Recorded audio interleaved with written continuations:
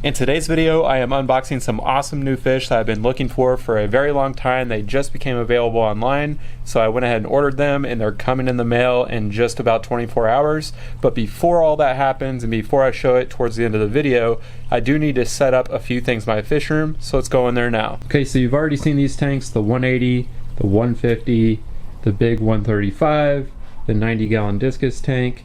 So my fish room supplies on the left. But towards the right, I have this whole room that's been ready to do a few projects. I have the 75-gallon, two quarantine tanks right here. They're both 20 gallons. I also have a 10-gallon tank that I'm going to use today as well. And then on the left, I have the 40-gallon breeder and the 33-gallon shell dweller tank that is not currently on at the moment. But today we need to get all three of these tanks set up. And we're also going to take out some of the electric Blocara and take them to my local fish store. I'm going to probably take about half of them today and also pick up a few supplies at the local fish store to make sure all of these tanks are ready to go for the fish that are coming tomorrow. So both of these 20-gallon tanks have been drained for about 2 months and have been empty. There is leftover equipment that I'm going to be reusing. I have a sponge filter, a Seachem Tidal 35, a little light, a heater, and just some different rocks. And then on the bottom tank here, I have another light, and I have the Seachem Shark Pro, which I'm going to be running as well as a heater. I'm going to be setting up one of these tanks permanently for a pair of fish that I'm getting, but I need to set up the other two tanks to host the rest of the fish that will be coming. Below the 75-gallon, you may even recognize this old 10-gallon tank. This used to be my old quarantine tank that I just never removed. I didn't even remove all the water, it looks like. But I'm going to be setting this guy back up because I need the space, I need the tank space, but a lot to get done today, so let's get to it. Currently in the fish room, I have my shell dweller tank and the 40-gallon breeder on the left, and then I have my electric Blocara grow out tank, the 75-gallon tank here, with a 10-gallon at the bottom, which I'm going to repurpose along with the two quarantine tanks. So the first step was to fill up the bottom 20-gallon quarantine tank. Pretty simple process. I just used the Python to fill it up. I put a few rocks in there just to have something that the fish can hide behind once they're in their quarantine tank, but it's really just thrown together, nothing too crazy in terms of escaping these quarantine tanks. And because everything is a dry setup, I'm going to be adding some beneficial bacteria with Seachem stability, but I'm also going to be bringing some seeded media, some filter media from other tanks. So all these new quarantine tanks will be getting a seeded filter along with a little bit of boost from the chemicals. Once the bottom 20-gallon tank was full, I then set up the top 20-gallon tank, and in this one I went ahead and filled in with some sand. This is Jungle River sand from Carib Sea.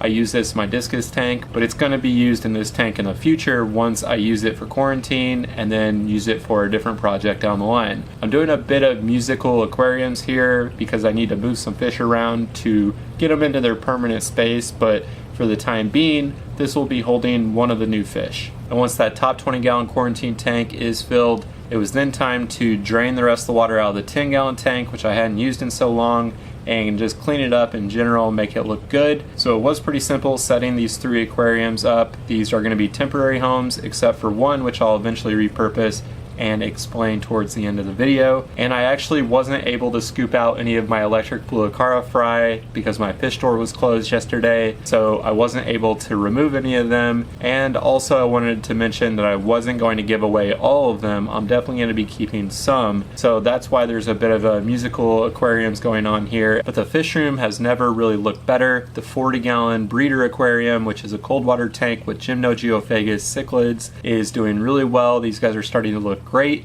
They've actually bred in this tank as of yesterday. They laid more eggs on this rock, so they're really fired up and looking great and just overall thriving. And the same could be said for the African shell dweller tank. These guys have bred a lot over the last couple weeks. There are a ton of babies throughout the aquarium if you look closely. But with both of these tanks, there's just breeding happening all the time. And the theme of this video and the fish I'm going to be picking up, breeding is definitely the biggest topic. Okay, so it is the next day and I have my fish shipment here. I went and picked it up from Southwest Cargo over by O'Hare in Chicago. It was a pretty easy process. This shipped basically within a few hours direct from Florida. This fish shipment came from Florida's Finest Aquatics, which I found on Instagram a few months back. Had some really good stocking and great looking cichlids, and so I definitely wanted to order from him I basically told him exactly what I was looking for. He was able to find these cichlids and get them to me within a couple weeks span, and Chester's making an appearance here. So me and Chester are both very excited to see the fish. I know that they already looked awesome. I saw pictures, so let's go ahead and unbox them.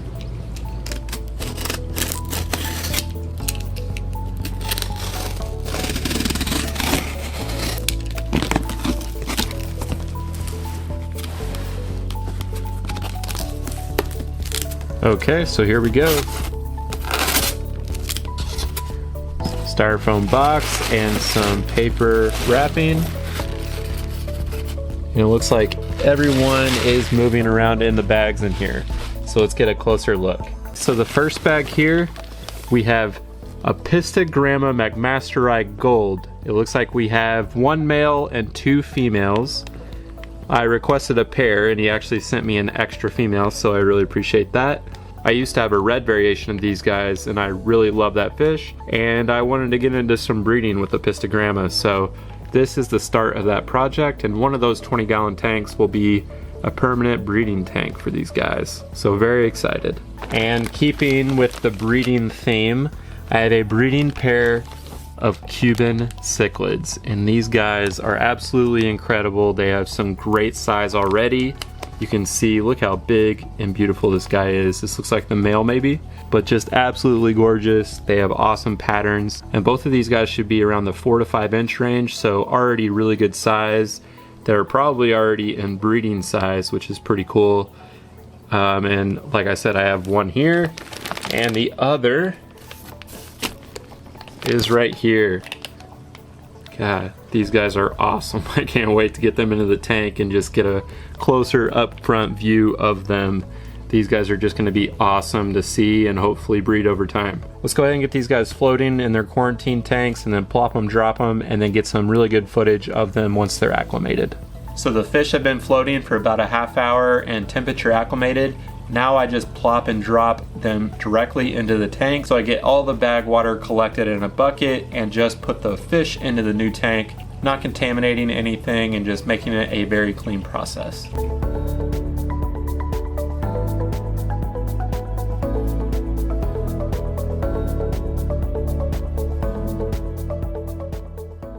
But man, these Cuban cichlids are already amazing. I just cannot wait to see these guys once they're fully acclimated and colored up and just growing in general.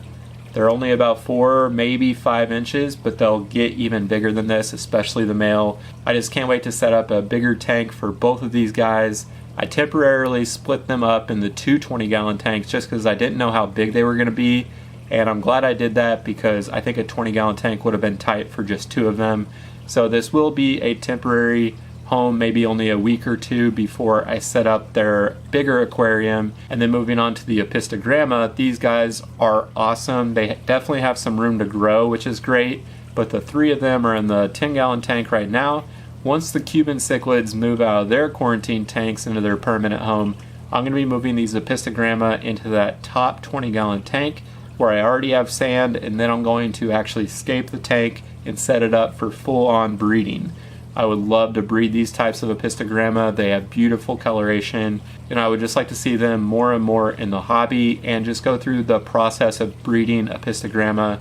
Sometimes they can be a little finicky in hard water and higher pH, which I currently have, but I kind of want to prove you can still breed these fish even if you don't tinker with those parameters and you just keep them together in the right scenario. But that does it for today's video. I cannot wait to show updates on all these fish that I just picked up, as well as all the projects happening in the fish room and with the display tanks out here. Huge projects coming, and as you can see, there's never a dull moment when it comes to the Cichlid Bros. Make sure to subscribe so you don't miss any of those future updates. Thanks again for watching. We'll see you next time.